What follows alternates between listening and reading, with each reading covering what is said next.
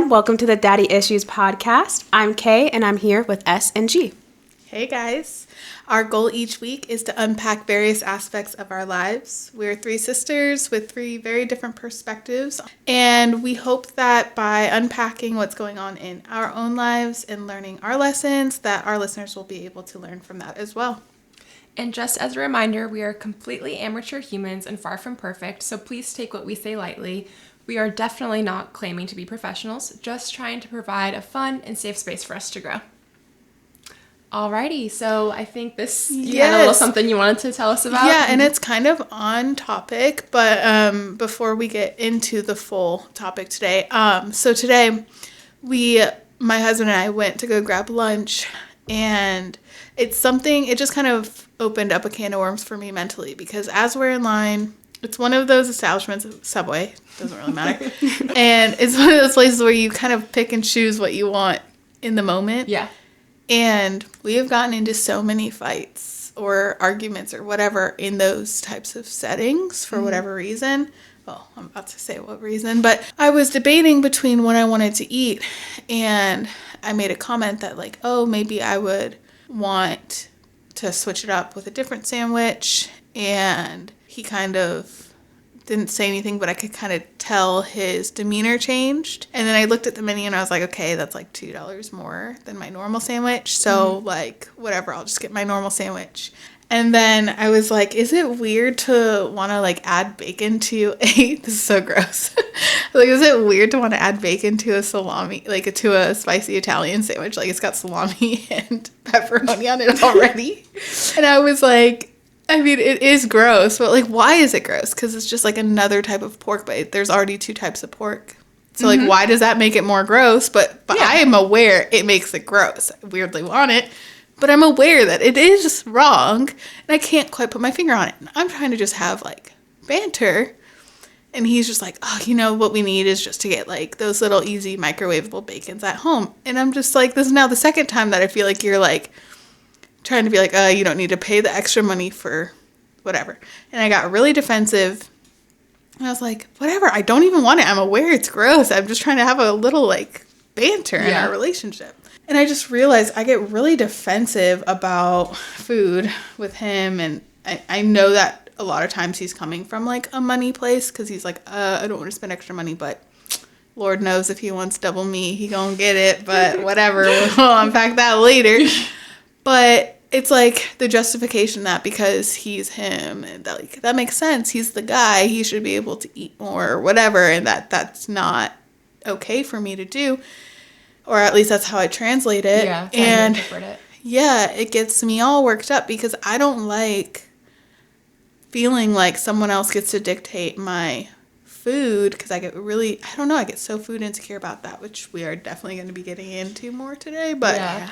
I feel like, he was coming at it from a financial perspective, but your brain was correct me if I'm wrong, but your brain was maybe interpreting it as like, oh, well, extra bacon, extra calories type of thing. You don't Not even. I didn't even feel like he was judging me. It was just more like, I don't want someone else to control what I can and can't eat, no matter the reason, even if it's financial. Okay. Yeah. And like you said, I think we'll get into it more later, but I think we all have our own relationships with food.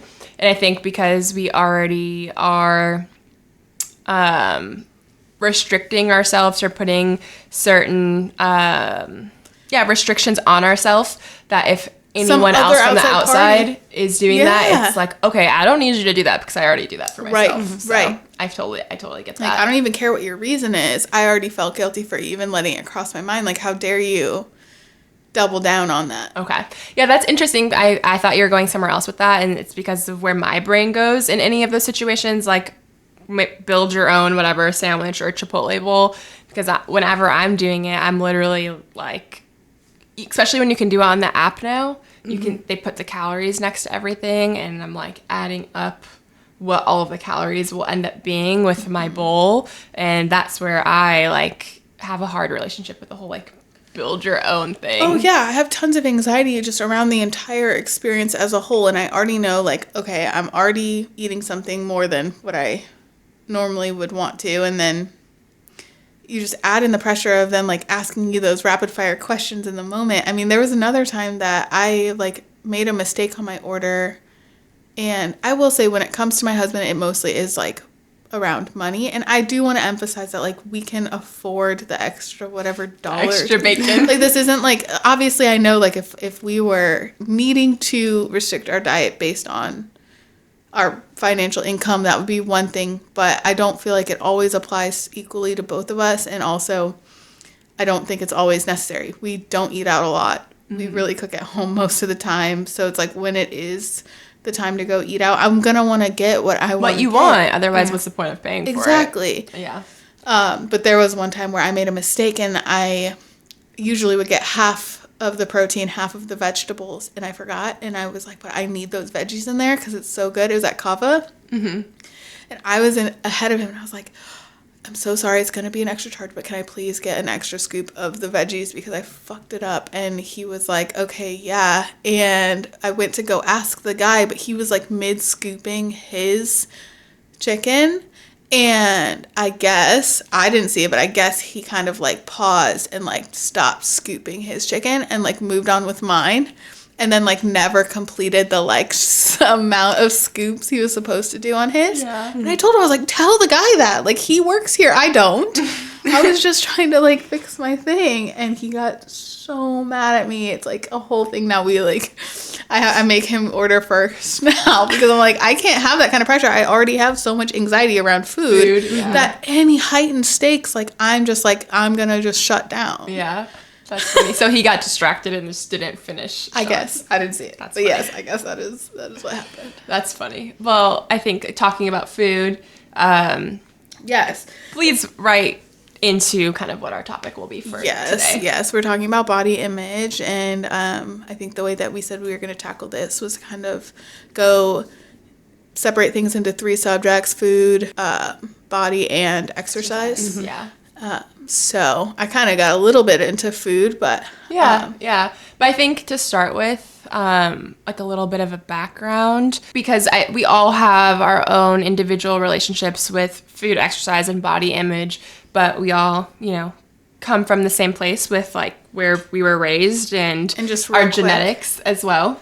Real quick, just a bit of a trigger warning, because we are going to be talking about Eating disorders and things like that. So if that's a trigger at all, please skip ahead. Yeah, just be aware that it'll be pretty heavily discussed in this episode. But just a general background, and I think as I've grown up, I've realized a lot of people can relate to this more than I maybe realized, but we grew up with a mom who struggled with an eating disorder herself, specifically throughout her teenage years. But I think as everyone knows who struggles with their relationship with food and their body, it's something that really never goes away. So it was something that I think our mom was battling at the time of raising us and continues to probably battle to this day.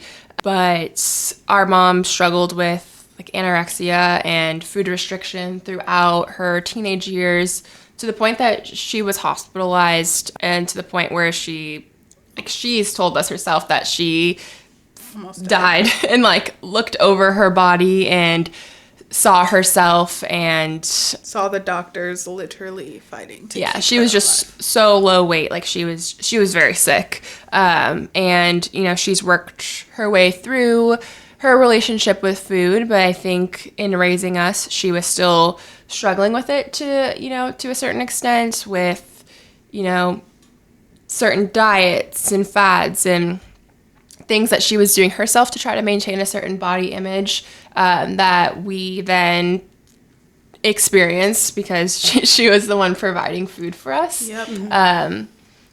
One thing I can remember is like the fruit and vegetable days, where all we could eat for the whole day Oh my gosh. were fruit and I vegetables. forgot about that until just now. And then she would also make us like work out in the garden on those days. So we're like, It was like her Mother's Day thing, which is Yeah. crazy. It was her Mother's Day. Her request was that it was like a all day, all we ate were fruits and vegetables and worked out in the garden. Yeah. And as a child, I thought it was just something that she enjoyed doing, but I feel like from an adult perspective, like her break from having to like fight, I think, that duality part of her I think she really struggled having to feed us while also like fighting her own. I think something with eating disorders that's really unique. I mean, there's a lot of comparison between eating disorders and addiction, actually, because it is an addiction, whether it's binge eating or restricting or purging. Like, you're addicted to the control of what you're basically putting into your body. And, you know, a lot of people face struggles with addiction when it comes to alcohol or drugs or things like that. And what a lot of people do to overcome those addictions is just complete avoidance of those things, because it's too hard to, face those things and be able to have that level of self-control.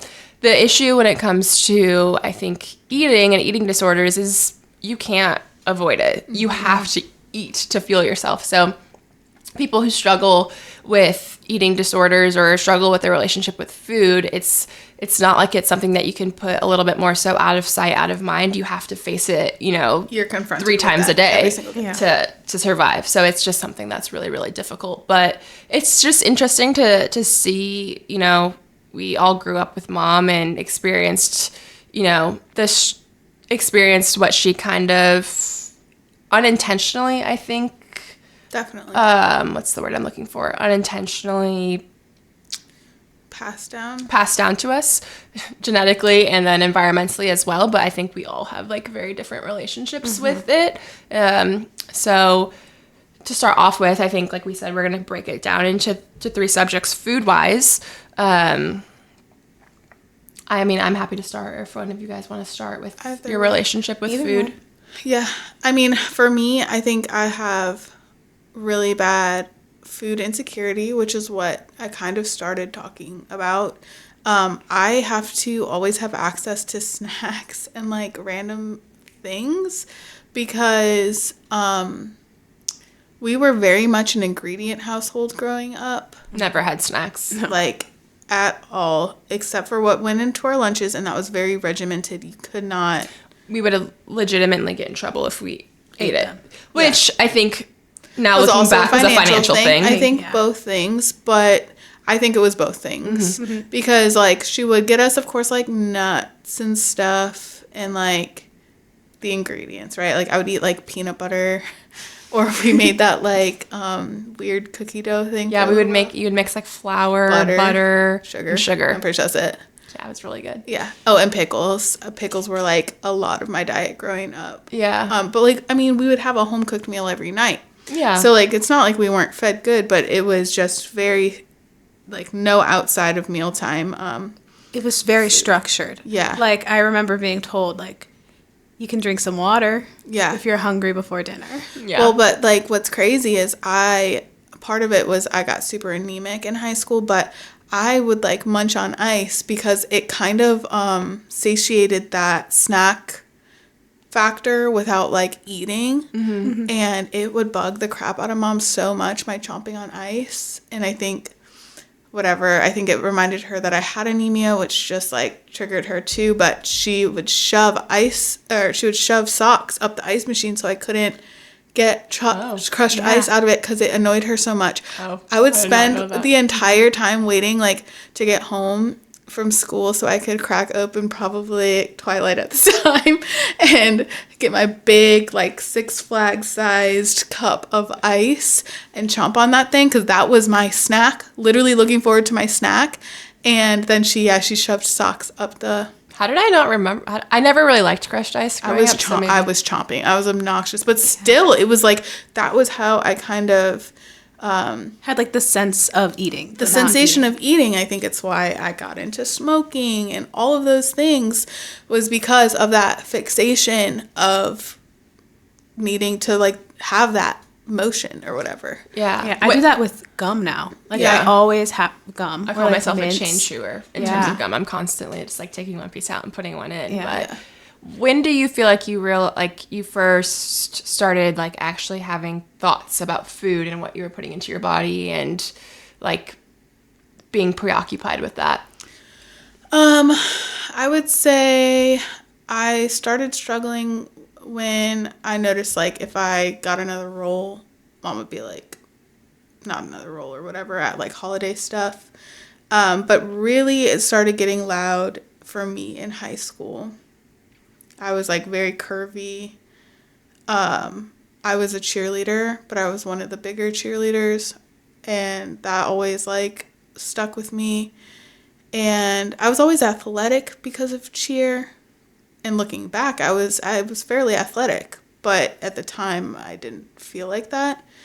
But I would say probably my junior year is when I started like actually starting to like, between sophomore and junior year, I started to actually purge. But also I think it also is correlated with the fact that, you know, I've started becoming sexually active, and all of a sudden you're wanting to be desired like fully naked. That's a whole nother experience. And just feeling a lot more vulnerable, and just also our family dynamic was rough. I wasn't too kind on myself then, but I definitely started purging like junior year and didn't see much of like a change. I was just doing it, but like I didn't see my body really change much. But then my senior year of high school, I had read a book, and it was supposed to be like a deterrent. This is what always pissed me off about eating disorder stuff. Every single piece of content that was supposed to be like a story to deter you from it always ended up being like, cool, that's new information. Like advice almost. Yes, advice. Yeah. 100%. I would be sent on these like Christian all-girl like kumbayas, and I remember this woman was like, yes, at my worst point I would like tell myself I could have one bite, and then that's all I needed because I got the taste, because all I cared about was the taste, and then I just needed one bite. And I was like, that's a great hack, thanks, sis. Like, that's not how I'm supposed to be perceiving that. She's literally breaking down. But I had read a book, and it was like these two friends, and one of them mentioned like laxatives. So then senior year I started like way abusing laxatives, and that propelled me into not eating because my GI tract was fucked up, bros. Like, I was so wrecked. And so as a result, I just kind of stopped eating because I didn't want to suffer the consequences, basically. And that's when I started seeing the actual weight loss happen. That was a complete game changer. So I think that's where, like... Did you start switching to like restriction then instead? Yeah. I pretty much stopped eating altogether at that point. Yeah. I remember it was, you were in high school, so I must have been in like middle school or something, but walking in and like seeing for the first time you purging, and... I know, it was so fucked up because like at the time I was also self-harming, and I was so focused on covering my arms that I couldn't even focus on hiding the fact that I was making myself throw up. Yeah. I just remember that and just being so like scared for you. And I don't think that at that point yet I had faced my own issues with like food and body image and stuff. You were quite a bit younger than me. Yeah, and mine really didn't come about, I would say, until college.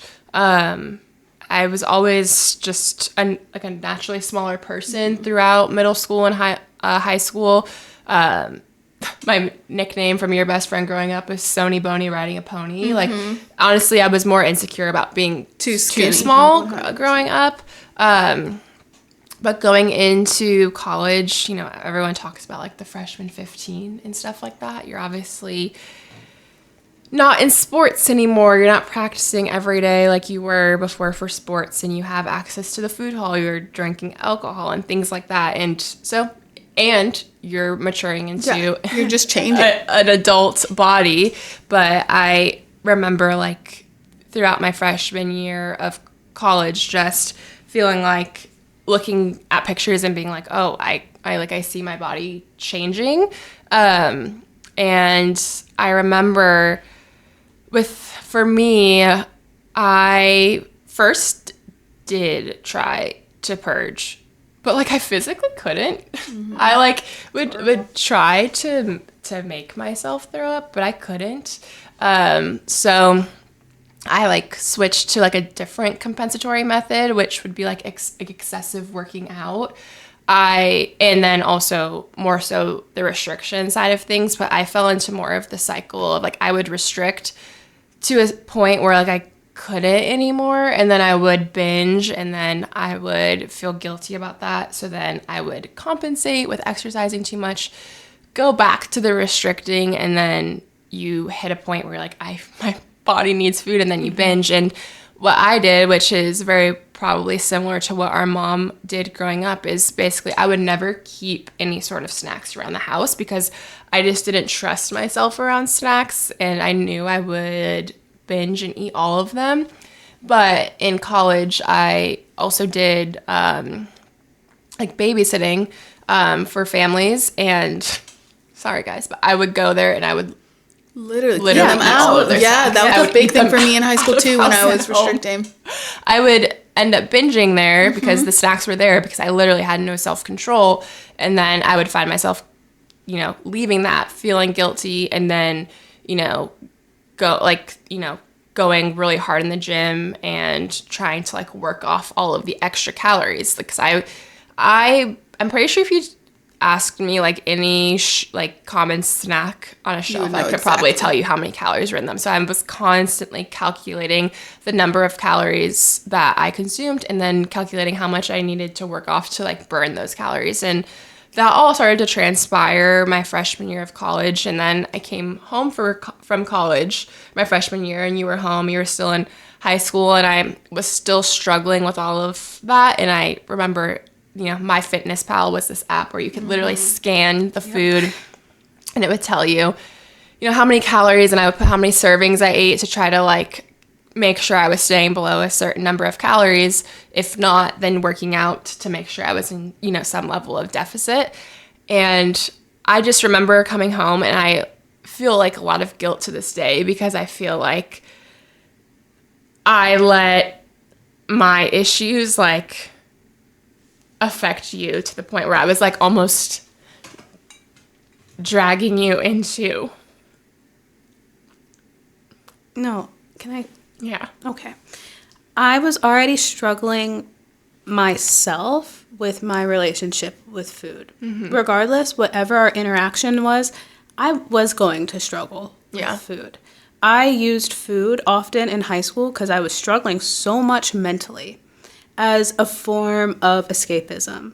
Like, I just remember I would come home from school feeling completely drained, like socially and emotionally, because I just didn't like my life where it was, that I would just like eat anything that I would see in the house. And I knew, like, part of me knew that wasn't good for me, like just binge eating to the point where like my stomach hurt. And if I didn't have food in the house, I would go drive somewhere and pick up food and eat it in the car. Like, I always have had trouble with food and viewing it and understanding my relationship with it. And I think regardless, I would have gone down the path of restricting food as well, because you are not the only person who told me about that. I remember about 2 years ago, I was going to a gym, and I was really in my like fitness era, quotations, because it wasn't actually healthy what I was doing. I followed a similar pattern of binge eating and then restricting because I felt bad about myself and my body. And I would go to the extremes. And I remember at the gym, one of the coaches there was telling me her story about how she calculates her meals and how she eats macros and all of those things. Like counting the exact calories, and how she eats before going out with friends so she doesn't eat when she's out there because she'll eat too much. And that was someone who I looked at and I was like, that's the body type I want to have. So I think the only reason that you went down that path is because it's a very common path to go down. And so I would have gone down that path regardless. Yeah. And if anything, we can take that experience and say, this is someone I love that also has experienced the same thing, and maybe we could talk about it and grow together. Yeah. Right? It's not on you. You're not the one person that defines me and my relationship with food. Yeah, I It's know. a lot And of different moving factors. I think I felt like responsible as an older sibling, and I was just in a super negative headspace. And I know you were struggling at that time too in high school, and I feel like I just kind of like pulled you in and forced you to come do workouts with me that you absolutely hated, and you're like, I freaking hate this. And I don't know, I just feel like I kind of dragged you into, misery, the misery that I was experiencing at that time. I was already struggling. Like, I felt completely uncomfortable in my skin. I mentioned this in the previous episode about comparing, but like when you walk into a gym and you see all these people who already have the body type that you aspire to have, and then you don't have it, I automatically felt uncomfortable.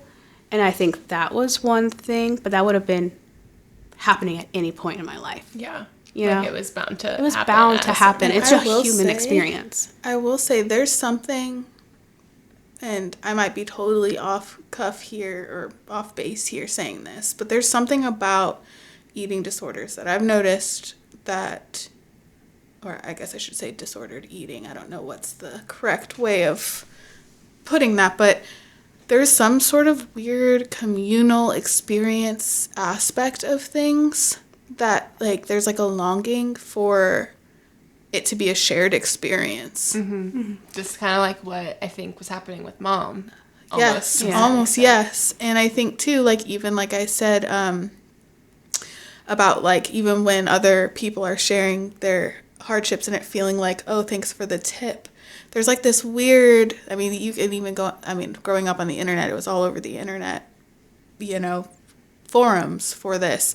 But I remember being in high school, and a friend of mine at the time, I don't think either of us really knew where we were headed. I think it was early senior year, but we were in like a weightlifting class together, and we decided we were going to just start running after class together. And we were like, we're going to do stair sprints. Mm-hmm. And we were like, what if every day we do like one more round and we just keep going up and up and up and up and up, and we're like, yeah, and we're just going up, up, up. I mean, it's an impossible number to reach. You can't just keep adding a lap every day. That's like crazy. To infinity. Yeah. And I remember telling one of my childhood best friends recently, like, I know for a fact if I had suggested that to you, even then, you would have been like, hell no, that's insane. That's not possible. Like, why would we do that? Mm-hmm.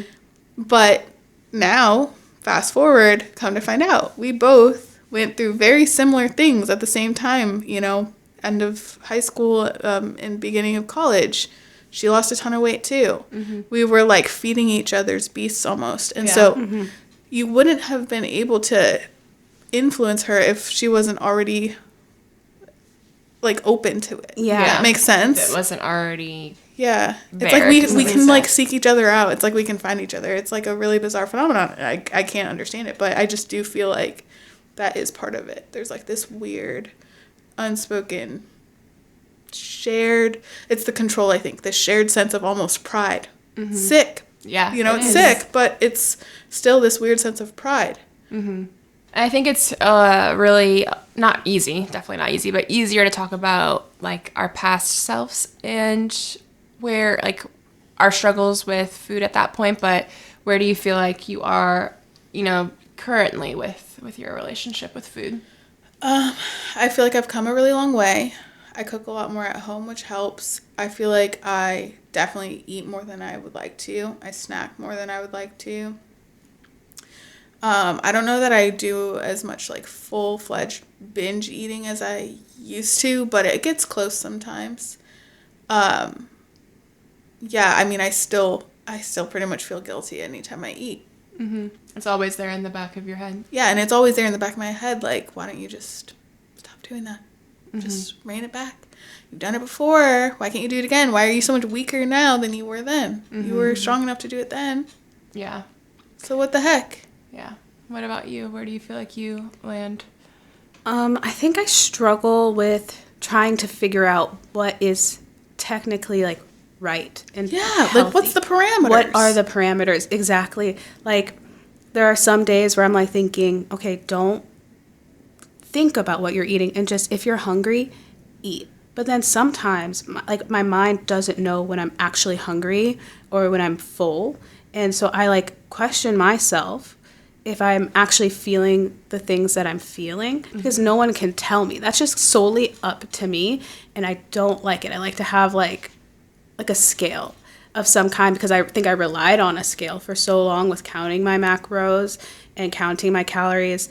I, in the past, would, know for the full day what exactly I ate, and it came to a point where I didn't even have to measure it out anymore. I knew, I'm like, this scoop is this much, and I just went into a routine knowing this is how much I can eat. And when you do that for such a long period of time, you lose that skill of just determining what is actually good for your body. Yeah, you lose the ability to just trust your body and your intuition. And I feel like I'm with you on that. I struggle with that a lot.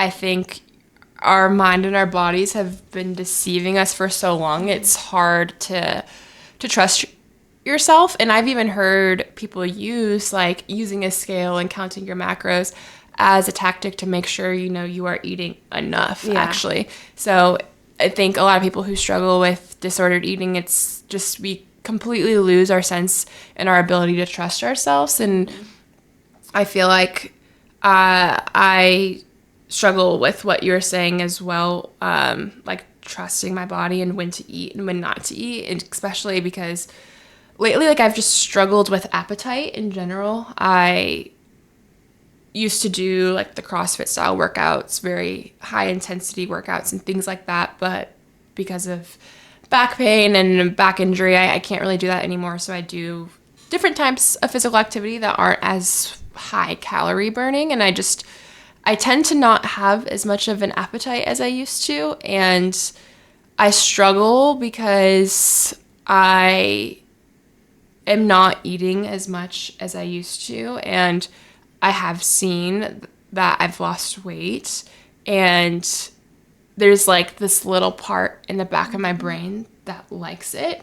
And I feel like I can't trust myself because I don't know if I'm truly not hungry, or part of me feels like my brain is literally tricking me to not being hungry because I like the fact that when I'm not hungry and I don't eat that I'm... Is there a future you somewhere sitting down and talking about this version of you the way that you're sitting down and talking about the version of you from college?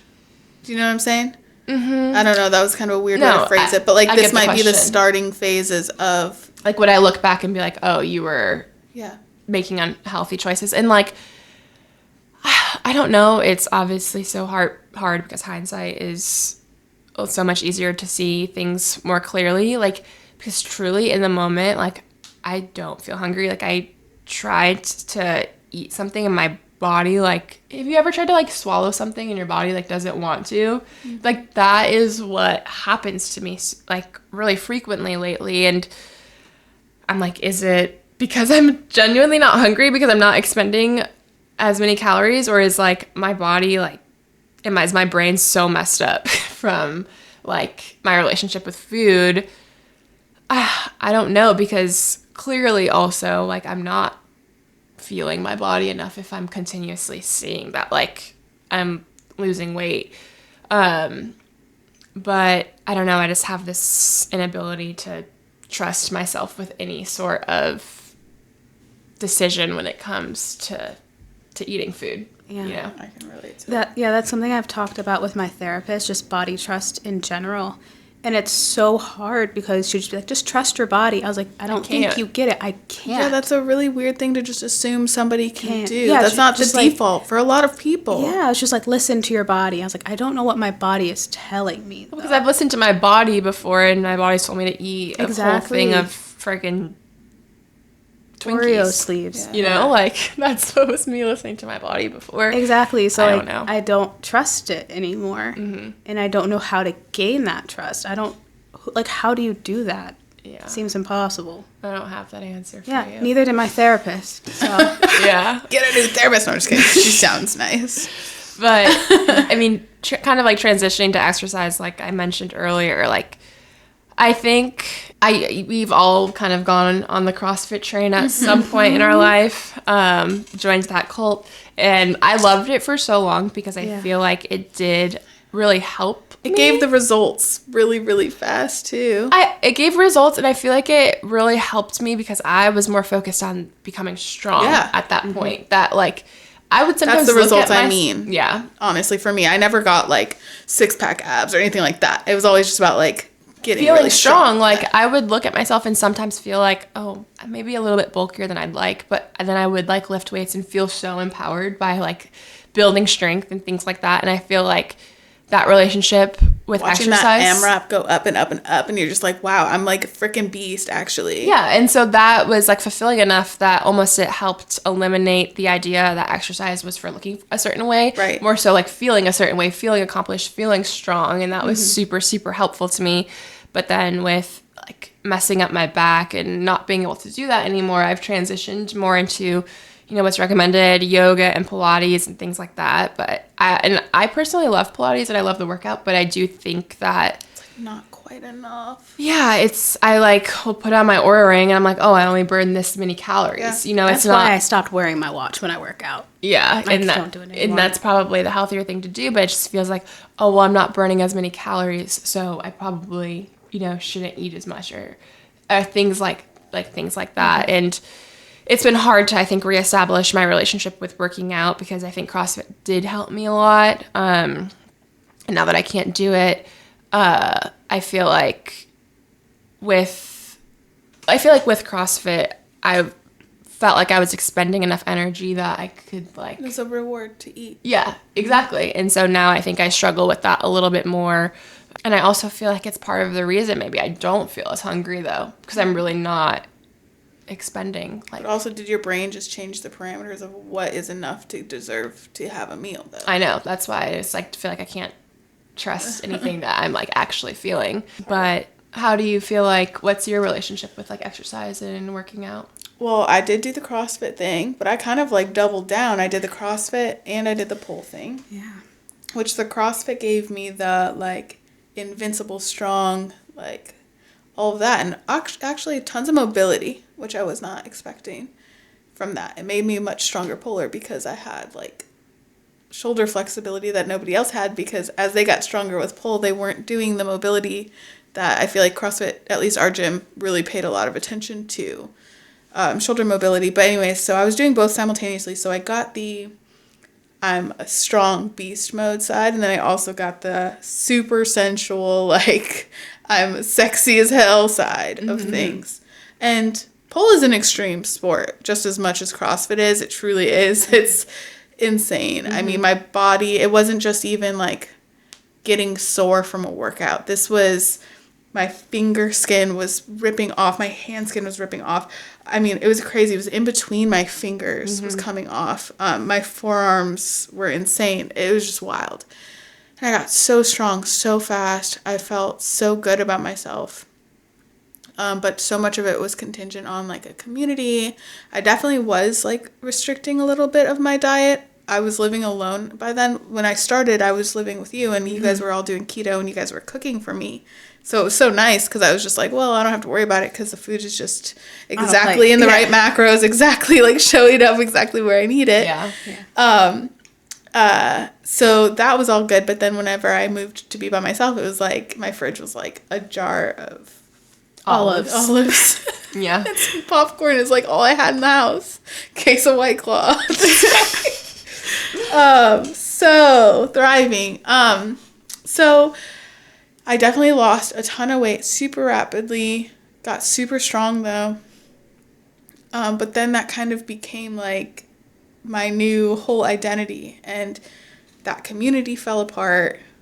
Lost some really great friends at the time. I thought they were great friends, but they turned out to be not great. But then I kind of lost my way. I wasn't able to pull at the caliber. I had to eventually cut off CrossFit. I could not keep up with both simultaneously at that level like anymore. I would do like competitions with you guys and stuff like that, but and then of course COVID hit and everything kind of fell apart for me. And once I lost that, it was like the way I explain it is like if you take a train that's going like full speed, carrying like all of this heavy load, and it just has to stop all of a sudden, that thing is falling apart. Mm-hmm. It's coming off the rails. Like, it is unwell. And that's like what my body did. Mm-hmm. It's like as soon as I stopped suddenly, everything started falling apart. I had like an injury while I was in pool that I actually acknowledged. There were so many injuries that I had just ignored because I could still do it. Mm-hmm. I could just grit my teeth and do it. It became part of your personality and identity too. Yeah, I was like, what am I going to do? Just throw away the one thing that I've got going for me? No way. And so then once that train stopped, it was like, oh, my body's actually falling apart. Oh no. And I started putting on more weight, and I didn't know how to like even go about maintaining it anymore. I wasn't anymore in a situation where I could financially afford to go to a CrossFit gym regularly, because mom was hooking me up because I was going with you. Like, there was so many, like, the stars had aligned for me to get that fit like that. I almost felt like, how dare you have taken that for granted? Mm-hmm. Because now I was in the situation where I could not keep up. I could not do the maintenance required on the train to get that thing going again. Mm-hmm. And it just started falling apart. And then I was like, well, that was my whole identity. I don't know what I'm supposed to do now. If I can't do extreme fitness and be extremely fit, mm-hmm. who the heck am I? Mm-hmm. And so then I had a baby, and that got even worse on the fitness front. But, like, you know, people don't talk about once you have a child and you're chasing them around all the time, being sore when you're just, like, a solo person is already hard. You're, like, existing, you're sore from working. Yeah. But having to be sore and, like, pick up your kid because they're crying and they need you. Or, like, even trying to put your son in his car seat. I'm like, this hurts my back. Socks and shoes on. Everything. They're just, like, they're always depending on you. You don't get to just be like, hey, bud, like, it was leg day. No, they don't fucking care. Like, they don't care. I mean, some of them don't care. They don't know. It's not a thing. I can't walk yet. What do you mean? Yeah. They're like, pick me up.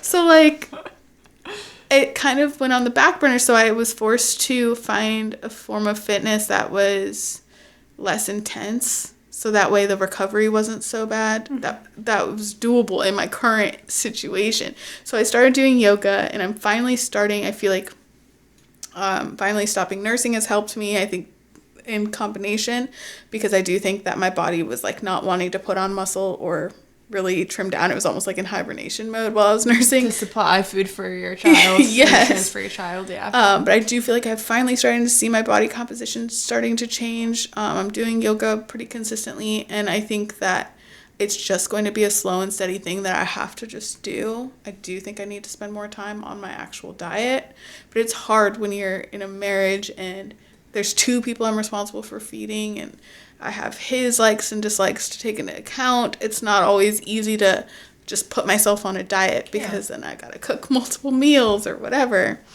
So I think, like, and also based on what you're saying, and something that's important to consider is being flexible and willing to shift based on what you're able to put in. Mm-hmm. Like you said, like, now at this phase of your life with having a child and stuff, you've transitioned to doing something like yoga that just fits into your lifestyle a little bit more. I think what I struggle with, and maybe what a lot of people struggle with, is trying to force something that maybe worked for you in the past and is just not working now, and then it's no longer enjoyable. So of course you're not going to want to do it. You're not getting that positive reinforcement and that positive feedback. I don't have that community that I had before where it was like constant hype, borderline culty as well, where you're like being told like you have to show up, because if you don't show up, I might not show up. And there's like this almost checks and balances there. Now I just got, if I don't show up, no one's going to say anything to me. Yeah.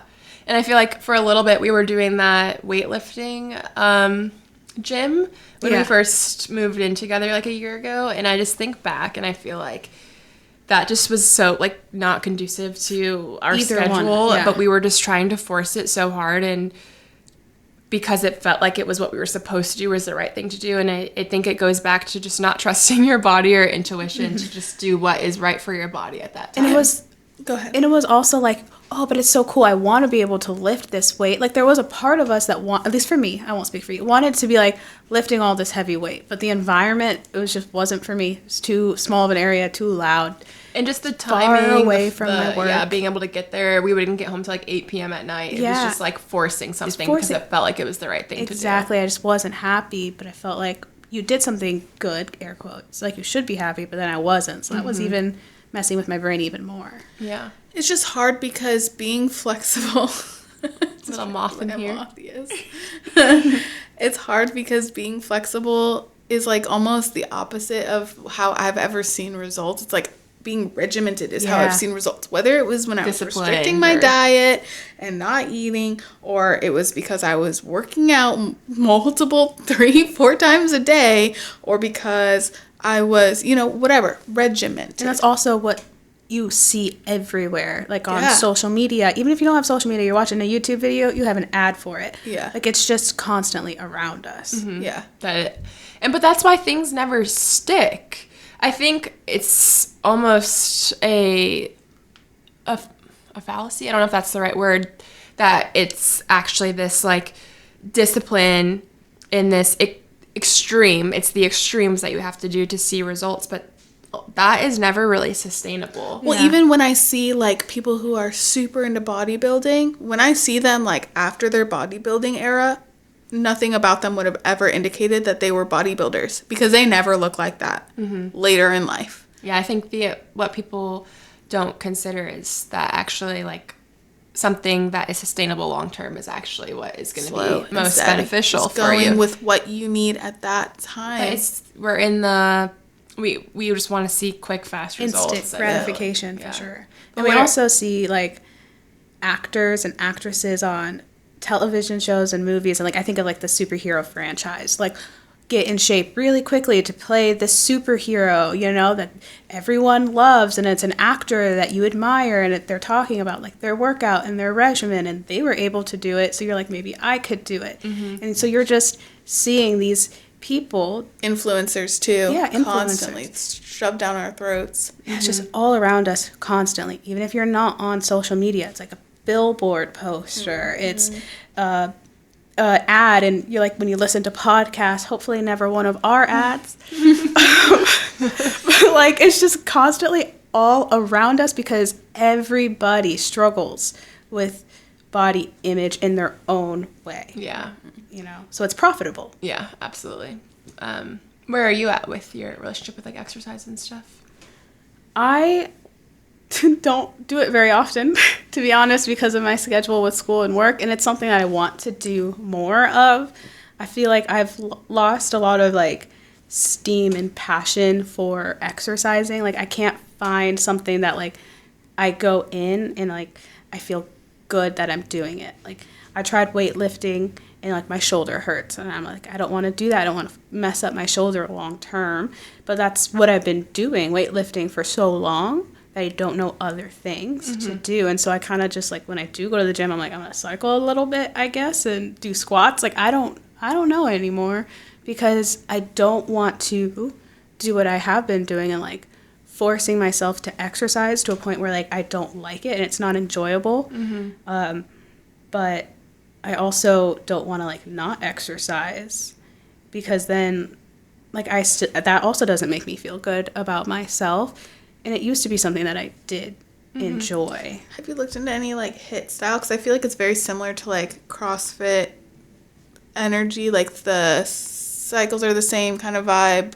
See, I haven't are similar, but lower weight, higher reps. I haven't done like a CrossFit style workout in a while. Actually, I did one 2 weeks ago and it killed me. Well, I'm not necessarily just saying. I'm just saying something familiar, but like, I think it's kind of a cross between weightlifting and cardio, because I think you and I both hate cardio, like, I'm not like just straight cardio. So it's kind of something that's like strength training, but like kind of has the AMRAP styles, or like like for rounds or whatever. Yeah, it kind of has that same vibe, but you're working with lower weights, so that way you're not throwing such heavy weight around to where you could hurt yourself. Yeah, I think two other like aspects of exercise that I've been struggling with is I don't enjoy group classes, because I just compare myself to other people, like where I'm at athletically, and then also how I look physically.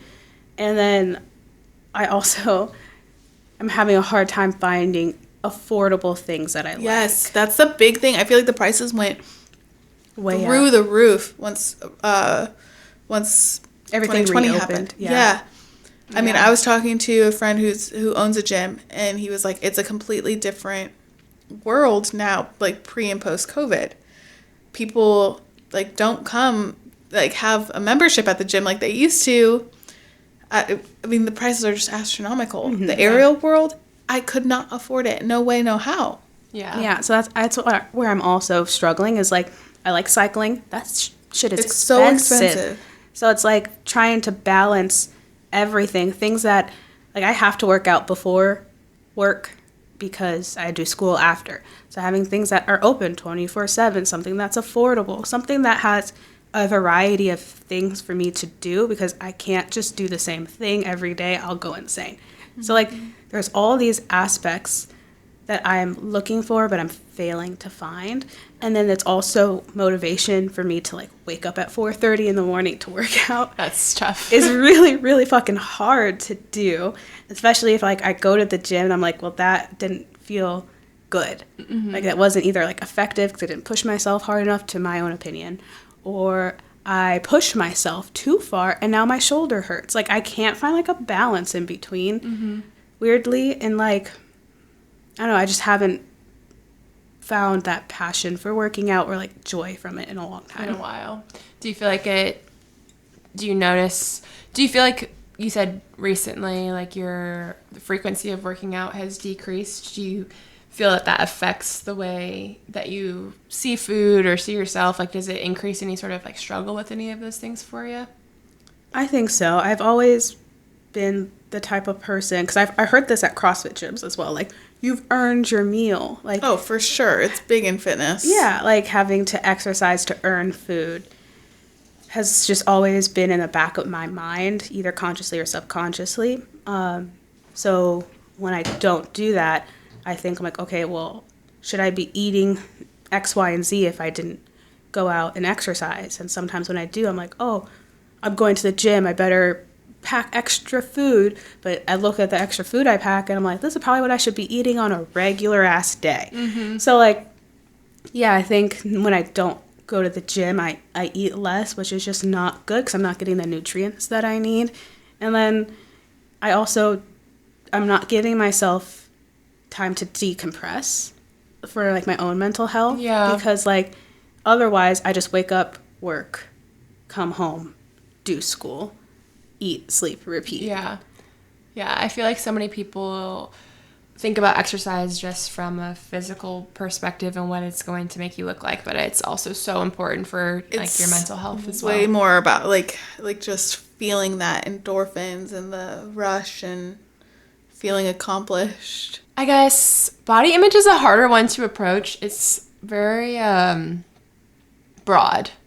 But I don't know about you guys, but I think what I struggle with the most is body dysmorphia.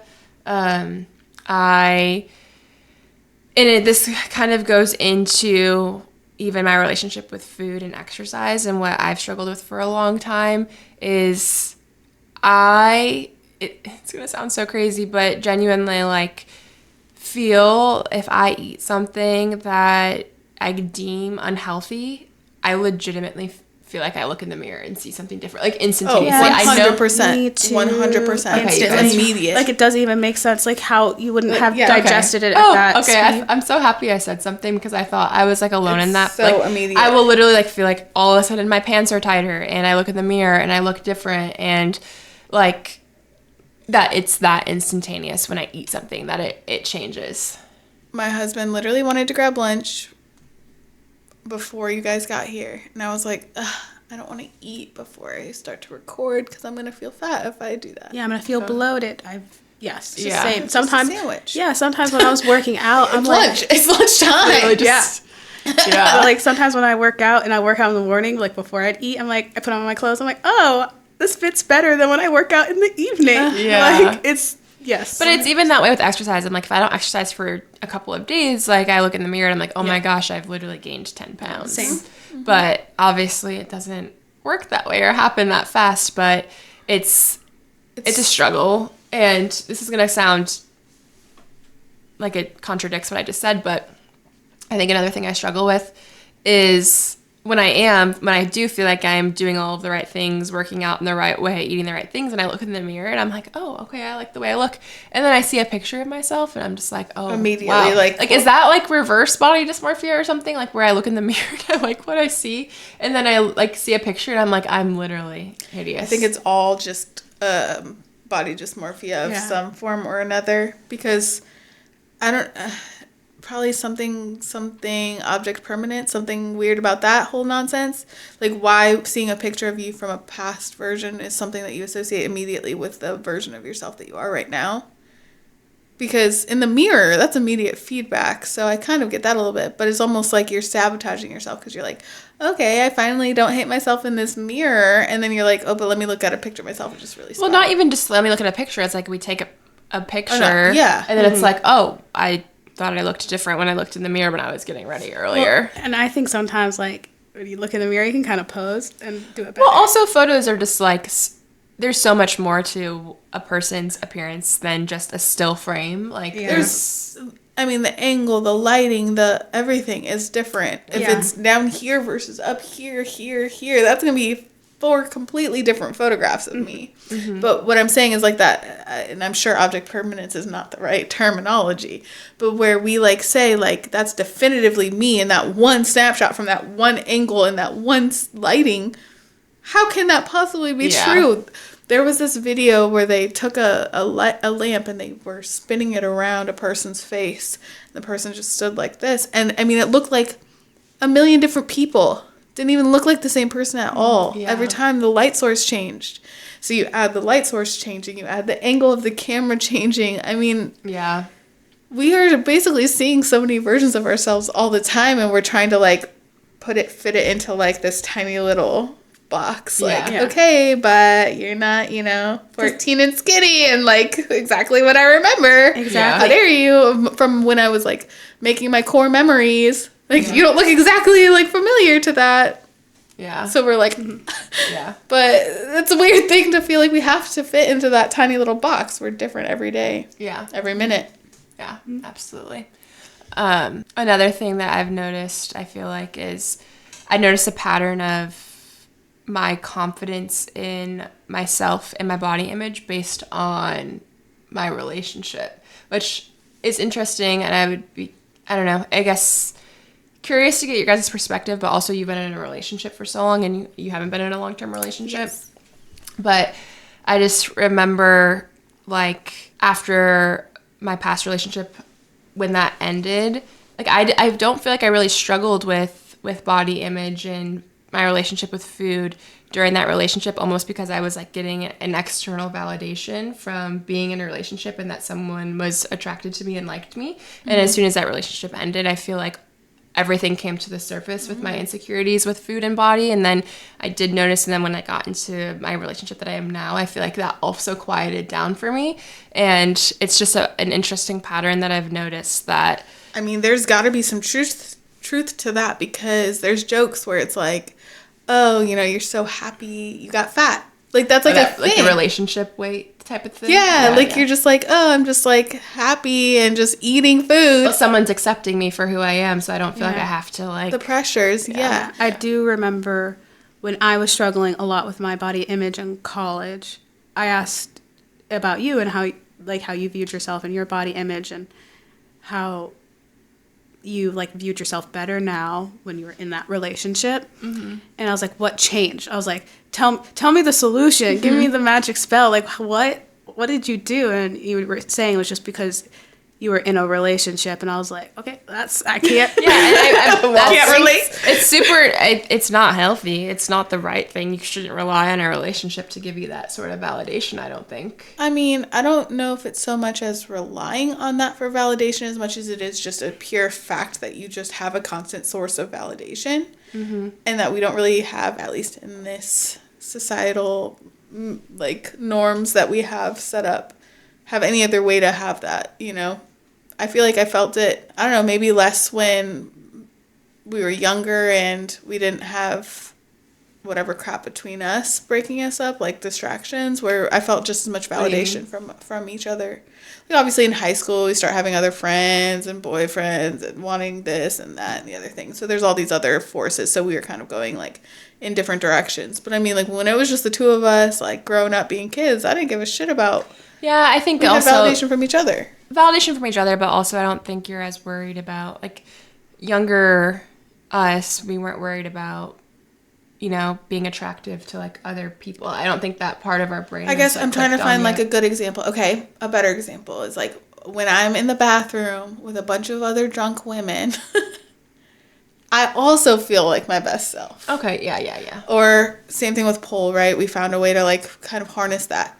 I also felt like my best self. I got validation, external validation. I don't necessarily think that's a bad thing. I just think it just is. Mm-hmm. But our romantic relationships are the ones that we like live with because that's society, right? Mm-hmm. We decided to live with our significant others. It's what we've decided on. So we're doing it. It's what we're doing. We've decided as a group. I get it. And so that's the people who we rely on for our validation. Yeah, so like but I feel it just as much, like getting pumped up in the bathroom, but like there on a just aren't girlfriend as out. many opportunities for us. Yeah, to they're just receive fewer that and far validation. between. Yeah, if I was always in the bathroom with a bunch of girls hyping me up, oh my god, I'd be the biggest baddie in the world. I probably would never have insecurities ever. Yeah, to be honest, I would be like, I don't believe you. Like I think if it happened enough times, I think if it became, you don't think you would believe. I have a hard time accepting compliments and like truly feeling it. Do you think people are just straight up lying to you or what? Like what is in it for them to just lie to you? Yeah. Like why would they? I don't know. I mean, not even, okay, I guess I wouldn't say like you're lying, but I just would be like, I don't feel the same way. Like that, them saying that doesn't change how I feel. I think that there is serious like studies in psychology that backs up like the narrative changing how you feel about something. So I do think after a certain amount of time that would shift. Yeah. Just based on like just being exposed to that. But I do think it shows how deeply rooted like your beliefs in yourself are, that it would, you know, that you'd feel it would take so much. A lot more. Or would it, it wouldn't even, like external validation wouldn't even change the way you feel about yourself because you have like deep rooted insecurities. Yeah. I do. Like, you know, I just have a hard time accepting compliments. I even react to them weirdly, I feel. Yeah. Mm-hmm. Yeah, you never are really great at taking compliments. No. Yeah. Do you, so what, besides like the body dysmorphia and things like that, like how, I mean, this is a hard question to answer, but like, where do you guys feel that you're at with your relationship with your body now? So I don't necessarily feel as much body dysmorphia as I did prior to giving birth, because prior to giving birth is like I was kind of close to my goals but not quite there, and so I could kind of, some days I would be like, yes, baddie, and then other days I would be like, no, baddie. And now I'm so far from my goals that I'm just like, I just try to avoid the mirror as much as possible. And so that's depressing. That's where I'm at, honestly. Yeah. And I'm seeing slight changes. I'm starting to fit into clothes again, but I just still. And it's still a struggle. Like, do you feel like disconnect? I like don't even feel like that the body I'm in is the body I had before. I genuinely can't explain it. I just. Do you feel like bearing a child has changed at all the relationship you have with your body, being like, okay, maybe I don't feel comfortable in my body now, but this body literally created it and brought a life into the world. I'm grateful to my body for doing that. Mm-hmm. I am. But like nothing feels the same. My stomach, hate it. My vagina feels different. My asshole feels different, bro. Like my asshole, bro. You're scaring me to ever have a child. Like everything feels different. Dude, it's crazy. My boobs different. I did tell my husband that for my 35th birthday, if I am at a place in my career to which this can be feasible, I would like to get my boobs done and get my nips pierced, because that was one of the most recent, I think it might be the last message that Colleen sent me on Instagram, was that I needed to get my nipples pierced, and I really want to, but I really want to like my boobs before I get them pierced. I at least want the nipple piercings to point like in the direction that I choose. All right, I'm putting that on my calendar. 35th birthday, you're getting your nipples pierced. Hell yeah. Boobs done, Both? then nipples pierced. Both ones? Yeah, both. Nice. Yeah. So, anyways. All right, on to you. What a segue. How are you feeling? Like, where do you feel like you're at with your relationship with your body? The sigh. I can relate to G's sentiment of some days you're like, yes, and the other days you're like, oh, no. You know? But I still just avoid mirrors as well, you know?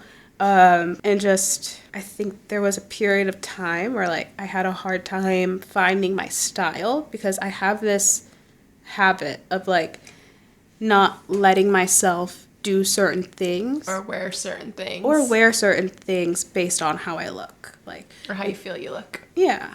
Like, I know we mentioned, like, when we go on our trip for Mom's birthday, like, there was mention of surfing, and I immediately thought of me in a wetsuit and feeling uncomfortable because of how tight it is, and it's just it's like there's nowhere to hide. Because I like my baggy clothes, you know. I think that We were talking about surfing. When we were going to go to Panama. Okay. Yeah, I was like, before it switched. Yeah. yeah, I want you so bad, but That will not be happening for me. But that was just like the first thought. Like, I didn't even think about like the joy or like the fun time I could get from that experience. It was like, how am I gonna look? Yeah, how am I gonna look? Or even looking at the calendar and being like, I have this many days to like feel comfortable in a wetsuit. Exactly. And I think that mindset is also why I have a hard time with relationships too, and like intimacy, because I don't feel comfortable in my body. I've always had this mindset of like I have to look a certain way to be desired, or even I think it goes beyond that, but like my own personality as well. But this is the body episode. So, but like I do think like that also held me back. Like when I was younger, I feel like I used to be a hugger, and now I'm not. Biggest cuddler ever. It was literally my favorite thing. I just cuddle with you. Yeah, now I hate being touched. And I was trying to think, like, when did that happen? Like, when did that switch flip? And I think in high school, like, I gained a lot of weight because I'm stress eating. And I just remember, like, Mom hugging me one time and just, like, feeling uncomfortable in my skin and just, like, shutting down hugs from then on because I was just so uncomfortable in my own skin. And, like, when people hugged me, they could, like, feel the weight that I've added, you know? And, like, it's when I started wearing my crew necks. I like my golf sweaters and, like, the bigger, baggier clothes just because I think, one, sensory issue. I don't like tight things, but also I think it's just, it makes me feel more comfortable because my stomach in particular has always been something that I've been insecure about, like how big it is. So I think I still have a lot of that mindset in. When I get ready for work, I'll like sometimes try on 3 different outfits, and it'll be like outfits I've already worn in the past, but like I'll try it on and I'm like, ugh, like my stomach is showing, and like still constantly thinking about ways to hide that. Yeah, so it's definitely still there for you. Yeah, I don't think that's something that's gonna really truly ever go away. It doesn't really go That's away. what I was gonna ask. Like, Go ahead. I do want to add to that, like, so even at my fittest point where people were literally like, I think I see a hint of abs, you know, I still felt like the belly overhanging. But also one thing about the difference between my body image now versus pre-baby is my belly is still my problem area, but it's far beyond just like it being there. It's like, it's there, it's chewed up, it's got freaking stretch marks and all sorts of things. And while those like are evidence of my baby being in there, it's also just like, holy shit, I don't see, even if I get rock hard abs like that, ever being something I'm comfortable with. And it's just like so defeating, honestly. Yeah, it's like a different beast entirely than like, yeah, than pre-baby. Yeah I feel like, and asking that question where you guys were at with your body image now is both like saying that, you know, you both don't feel like you're at where you're at now, or you still struggle with body image, which I do too. Like, do you think it will? Okay. Oh, is that what you're gonna ask? Yeah, No. like, because, like, I feel like in talking to, like, my therapist about this before and stuff, too, it's, like, it's not about getting to this body that you want, because clearly we're all saying, or you said, like, at a certain point, like, you were literally so fit doing CrossFit. And Yeah, I loved it. And I look back and I'm like, I loved it, but I didn't love it then. Did you like the way you looked then? No way. So do you think there's any way to ever get to a point where you No. can have love for your body? No. Not fully. No. I mean, So impressed. I loved, like, it's kind of, like, weird because, no, yes and no. Like, the thing is when I would do pole and I would do crazy tricks and combos and dances and things like that, I would look at that and see what my body could do and be like, stunning, 10 out of 10. More of no a notes. performance thing, like we were saying with weightlifting and stuff. Yes, but I was capable of doing so much more because of my strength, because of what I had worked for, you know? The combos were harder. I was higher up in the sky. They were longer. They were bendier. All of those things because of the work I put in. And so, absolutely, I look at that and I'm like, whew, what I wouldn't give to get back to But that did you again. feel it at that time? And yes, I felt it at that time. Baby girl, I was sitting there watching myself like, oh, she a 10, she a 10, she a 10, she a 10. So you have felt that. About me doing stuff. But if it was just a picture of me standing there, Yeah. no way. But don't we think that we should place a lot more emphasis on what we're able to do versus I think so. Yeah. I mean, that's ideal, but I think so, but I still think that even if you do that, you're still going to struggle with. Yeah, like how being you in a feel picture, like, outside oh, of I'm at that. the end and my arm still looks big. I mean, That no, all still I comes up. struggle with that all the time too. I'm just trying. I was really hoping I to didn't mean hear to that you guys thought maybe we could get to a point where we were happy with ourselves. I don't I- think so. I've talked to my therapist about it, and we've talked about the not always trying to like aspire to be something else or look a certain way and to like find body acceptance and body positivity or even body neutrality. That to me is like, it just feels like made up. I Like that is just not possible. I was reading a book about body trust, and I was trying so hard to just be like, yes, when I was reading it. But I was like, these people, what do you...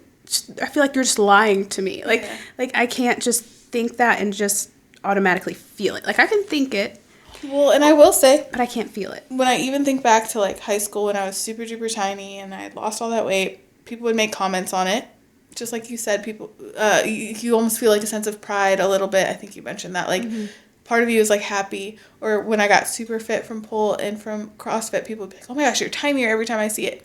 So I remember actively in those moments feeling a sense of pride, but it had nothing to do with actually where my body was at. It was still external validation. Yeah, it wasn't how Yes. you were feeling about yourself. Other Yeah. people, because other people had noticed because it was drastic and it happened I think so fast. that's the thing. It's like we mentioned earlier how there are just not a lot of opportunities to receive that external validation unless you're in a romantic relationship. But I feel like we've all seen that when our body's at a certain point, you do get a lot more external I don't even validation. know. So of course it's going to make you feel pretty that privilege. it's going to make you feel that you need to look a certain way in order to get validation from other people, and that's all like what we're all kind of looking for. Yeah. So like it's almost like it's a constant effort to just get that external validation, like because it seems that all three of us will never be able to internally validate ourselves. So it's like that constant, just constant what's the word I'm looking for? Just Need for validation. yeah, we're just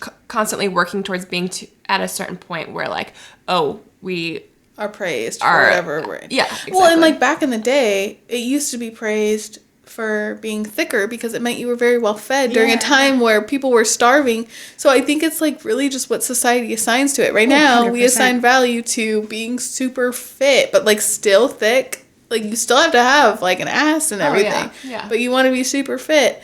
That's our new thing that we assign value to. And so, yes, trying to attain that as human nature, I think is kind of like, we want as many people to just like praise us as possible. yeah, it's like And even if we do attain that version, like let's say like you were insecure about your butt and then all of a sudden you got a big butt and you're like, I know I have a big butt and it looks nice. You're going to find another part of your Yeah, body 100%. that you're just like, well, I paid so much attention to my ass. Now my arms, Yeah, I don't they were like lost in the anymore. sauce. Like, why the heck did I pay all this attention to my ass when my arms were looking horrible this whole time? exactly. So I just feel like it's always going to be an uphill so it's just battle. and kind of like what I said at the beginning. It's just I don't think it's something that will ever go away. It's it's working on accepting the fact that it's going to be a constant struggle and Yes. being okay with that, which I just talking about what we've all already gone through, I think we've already had so much growth and hopefully just continue to grow. But I think, unfortunately, it's something that will just be a constant presence in your life and just learning to navigate with that. I am grateful that I am able to talk with you guys openly about it now, because when I started going through it, I feel like you guys hadn't hit the body dysmorphia, body image phase of your lives yet. So I was navigating it on my own. And it was just like, how dare you do that to yourself? But it's like, but you don't understand yet, you know? Yeah. I think, and I have a fear going into like parenting of passing down my relationship with food in my body to, my offspring. But I think going into it with an open dialogue, like you just said, like you're happy that you're able to talk to us about it now. I think I know Mom, she just didn't talk to us a lot about it. I think maybe going into it with an open dialogue just to like show your kids that like they're not alone in what they're experiencing. Like feeling this is normal. Feeling out of body is normal. Like, let's just address it. What about it is making you uncomfortable? Do you want to be more active? Do you want to have more whole foods? Do you want to have these things like that are actually healthy ways to address it, other than just like, restriction? Or do you want to have access to snacks so that way you can have them and not feel like I have to binge them any chance that I have access to them? Yeah, develop that relationship. Will help? Yeah. It's just about having the open dialogue. Yeah. I feel like that we're having here and right now. all of that still might not help, and that's okay. You can come talk to me after you go through whatever you got to go through, because it's going to happen. You're going to go through stuff. Yeah, absolutely. But yeah, I'm happy that we can all talk about it together and just learn from each other as well and relate to each other, which is comforting in itself. So is that enough about us? I think so. Yeah. All right. It is time for our favorite segment here. Strangers being messier on the internet than us. That's right. G's going to read us a Reddit story. Let's hear it. All right. I have not really vetted this story because I kind of forgot to have one ready, but we're going to see. We're going to go on an adventure together. Let's hear it. All right. Am I the asshole for calling my dad a dick for supporting my sister's business, but not mine? 5 years ago, my sister, 25 at the time, decided she wanted to open a preschool. My dad was completely on board, helped her pick out a piece of land, bought the land, got her set up with a modular building company, paid for the building, donated supplies, and paid for everything for the first year. Every year, his company donates thousands of dollars to her school. They provide backpacks, lunch boxes, and water bottles to each of her students every year. They donate food on special occasions, they fund graduation every year, and they provide teachers gifts for Christmas and end of the year. She talked about wanting to expand, and his company donated a whole ass building and new playground. I, 27 female, want to open a salon.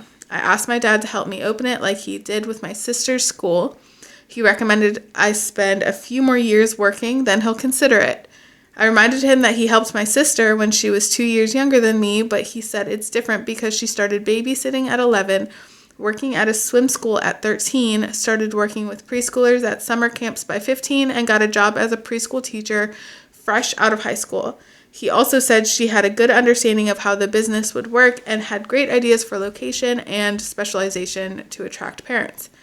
I told him I do have good ideas, but he's just not willing to listen and spend half of what he did on my sister on my business. He said the only way he'll reconsider is if I get at least an associate's in business, get a job in my field, and keep it for 3+ years, and save at least half of the startup costs. All of this has to happen within 4 years.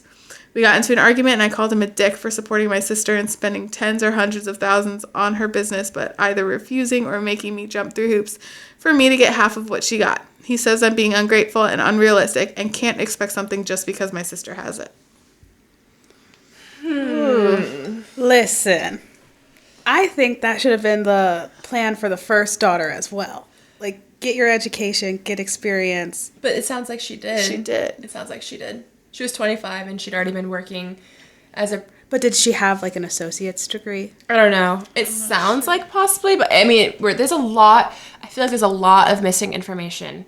And from what what I'm kind of deducing possibly that, and this is all an inference, I kind of feel like maybe this writer is Unreliable. Is an unreliable narrator and possibly has been jumping from career to career or is wishy-washy or hasn't stuck with something for a long time. So her dad's like saying that he needs to see some sort of consistency before he's willing to invest.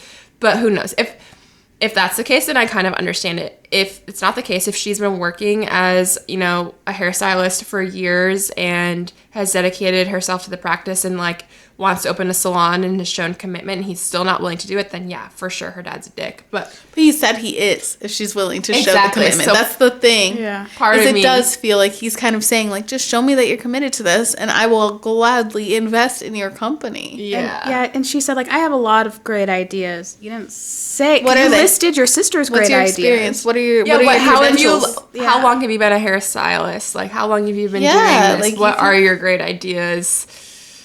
There was a lot left. There was actually a lot told to us about what her sister did do career-wise, but zero about what she's done. Is there any sort of edit or update? So I will say the top comment is, "You are the asshole."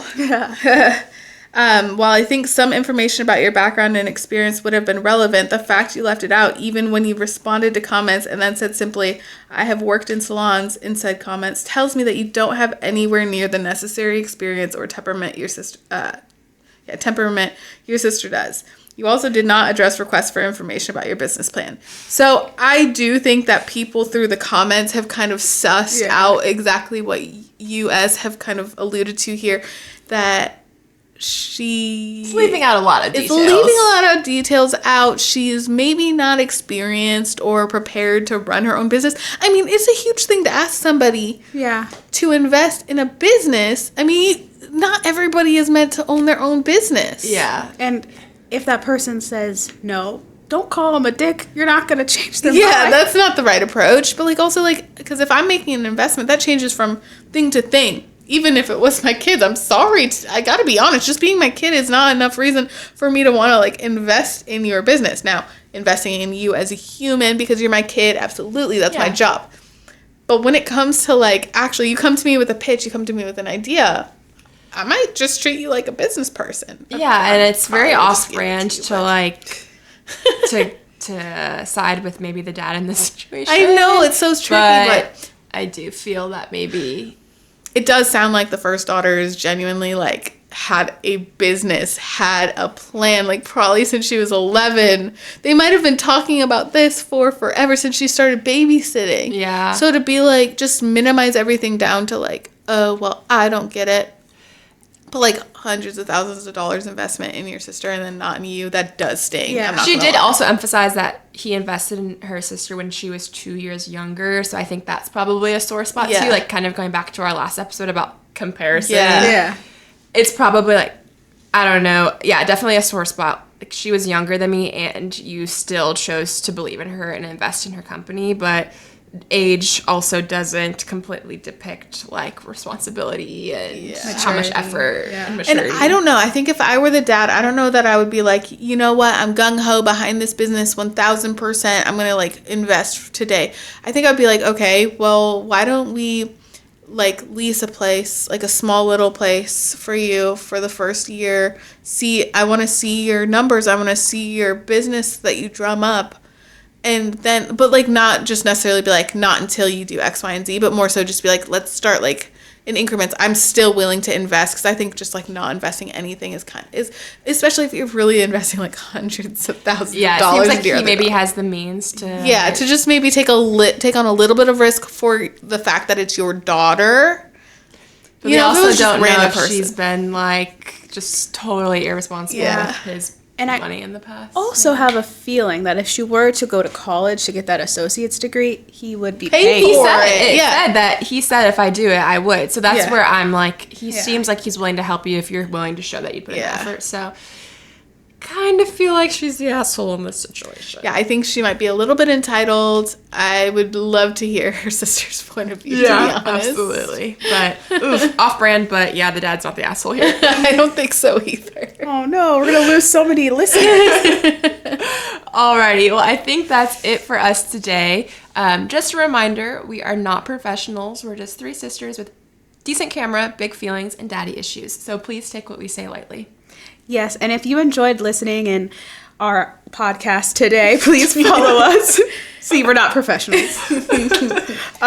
If you enjoyed listening to us, please follow us on TikTok and Instagram at The Daddy Issues Pod and on YouTube at The Daddy Issues Podcast. And please share this podcast with your emotionally repressed friend or dad. We love you guys. Bye. Bye.